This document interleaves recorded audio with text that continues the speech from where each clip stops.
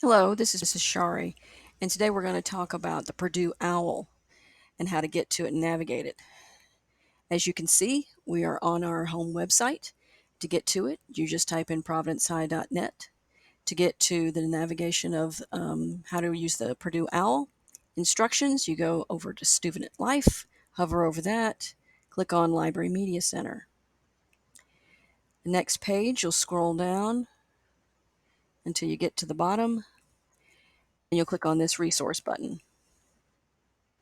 Again, scroll down until you get to the Purdue Owl.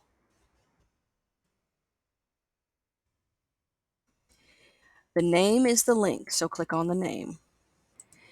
And you should get to the MLA Formatting Style Guide.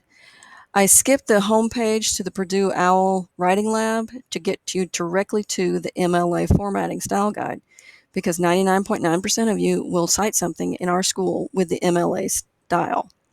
There is another style you can use on this. You can look at from Purdue Owl, the APA style. That's something I recommend for you when you go to college.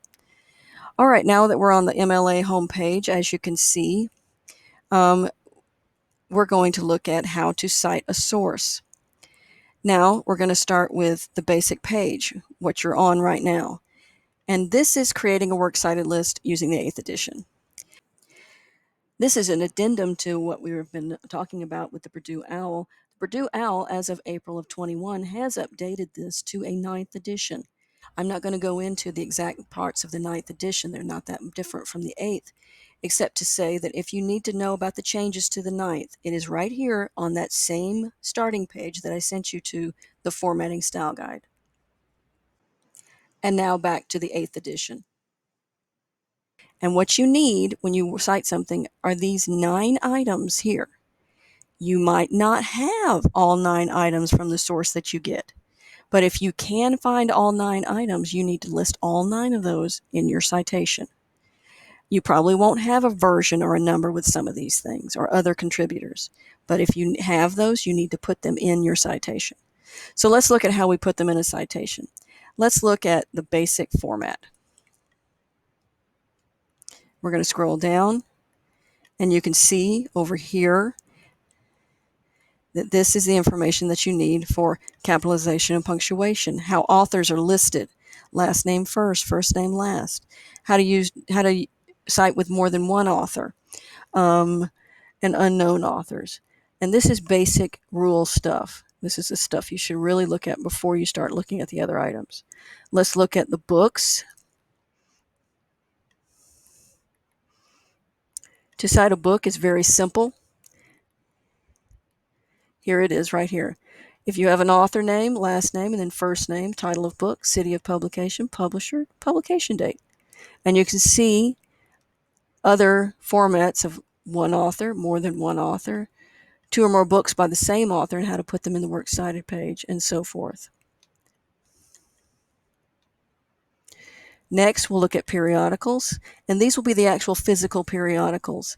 We'll look at electronic periodicals in just a minute. And as you can see, we have authors, title of article, title of periodical, day, month, year, and pages.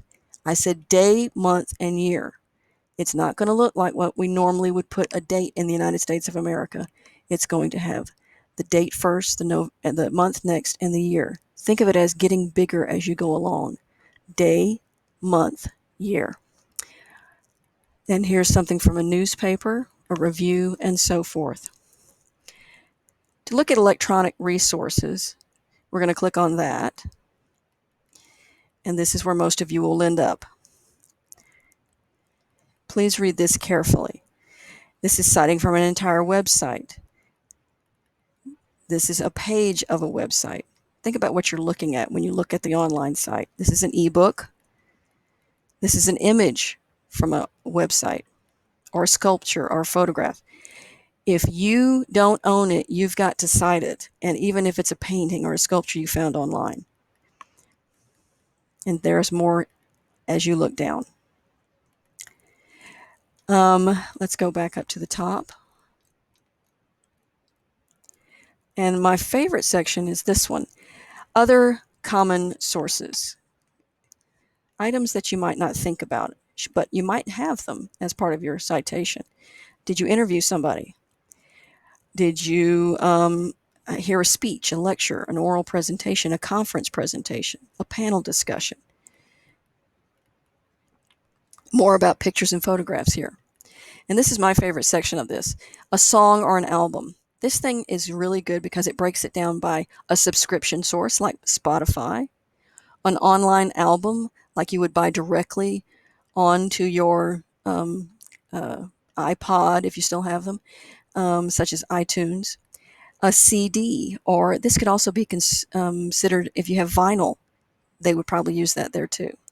Here's a movie. And here's where the best part about the television section is. It breaks it down by what type of broadcast it is.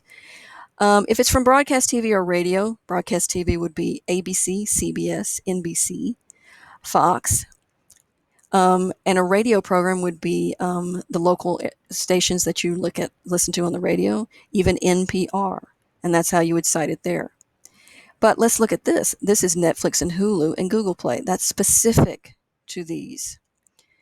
An entire series, a specific aspect of a TV show. Here's podcasts. Here's albums such as comedy albums, digital files. I mean, this thing has everything. If you cite it wrong, you didn't come here. Let's go back up to the top.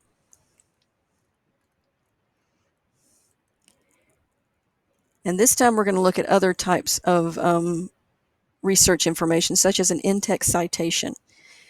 In-text citation are those parentheses at the ends of sentences. We used to call them parenthetical citations. And here's the basic breakdown.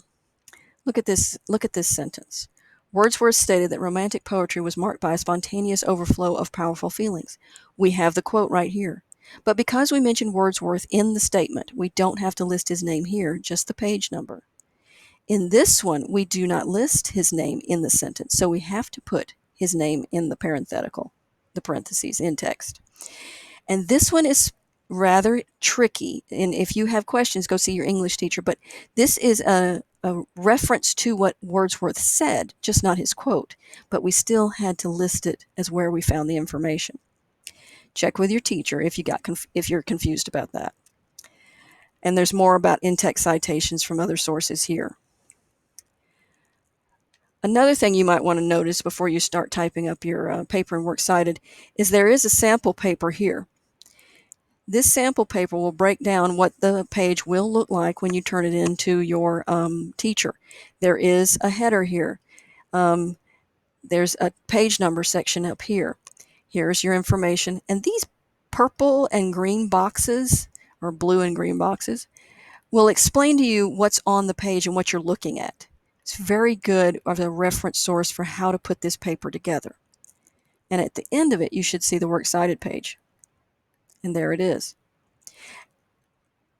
And I'm going to go back real quick and show you a works cited page.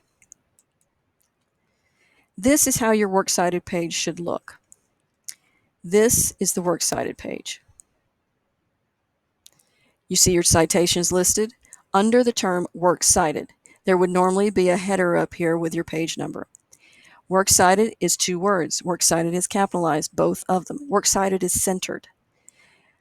The next section are the articles that you found or documentation. Notice that it is listed alphabetical by last name, and also that the first line goes all the way across and the subsequent lines are indented for that citation. Think of it like a backwards paragraph. Here's another tricky one you might want to look at. You can see that this is alphabetized, G, H, but wait a minute, there's an A here. Well, we consider an, un, the, and any of these small articles like this unnecessary to alphabetize. So we put it under I for the word inconvenient. Check with your English teacher if you're confused about that.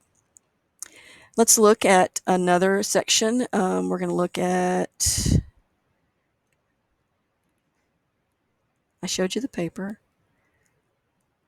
I think we're done. Folks, I hope you, I know what I wanted to show you. Now Purdue has a citation site on its website, as you can see. It's from Citation Machine. When you use this, remember to make sure you backtrack and check any information that Purdue might have pertaining to anything like a website, a book, a journal article, online video, and so forth. These are great little tools to have, but they're not necessarily 100% accurate. Always check them. Always check them. And that's the Purdue Owl, folks. If you have any questions, ask your English teacher about citation information or me.